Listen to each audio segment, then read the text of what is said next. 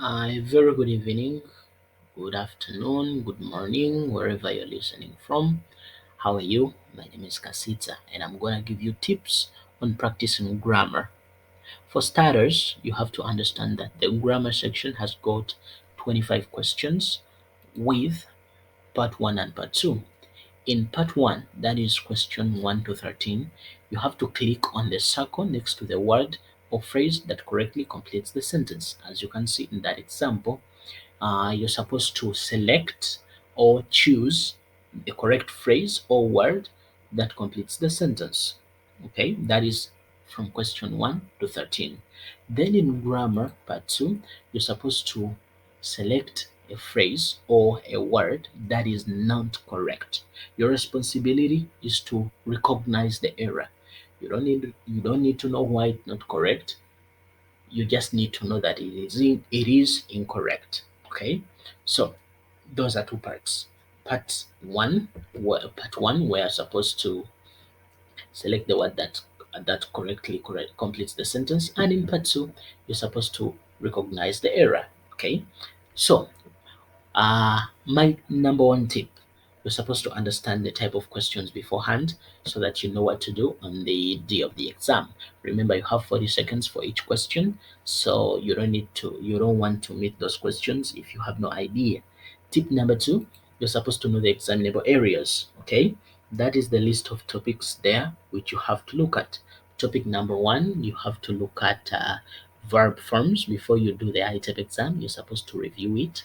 Then logical connectors, active and passive voice verbs, gerunds and infinitives, prepositions and meanings, articles and demonstratives, superlatives and comparatives. Then you need to look at pronouns, nouns, conditionals, spiral structure, and finally modal verbs. There are in total 12 topics, but don't be overwhelmed by the number, since you can decide to just select those where you have a problem and try to review them. Tip number two: how do you make a review? To make a review, you need to have your notebook, and you need to visit YouTube. Okay, you can use YouTube pages like BBC English or ingvid.com. You can visit the website directly or ingvid on YouTube. So after watching a YouTube video on these topics, then you can go on to practice. There is a very useful website which I would recommend for you guys to visit.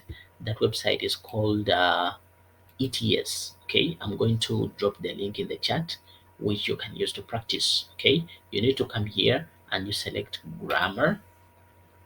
Here in grammar, you have a list of topics. Okay, you can decide to select any that you want to practice. For example, if you want to practice pronouns, you just need to click on pronouns. There are very many tests. There are over 20. Okay, so let me. I'm going to start with test number one. I practice it.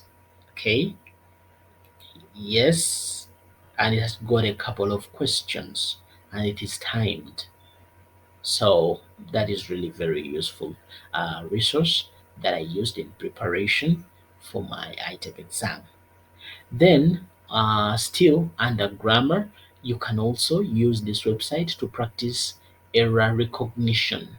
Okay, error recognition. As you can see here, there is a recognition for pre-intermediate, intermediate, and advanced.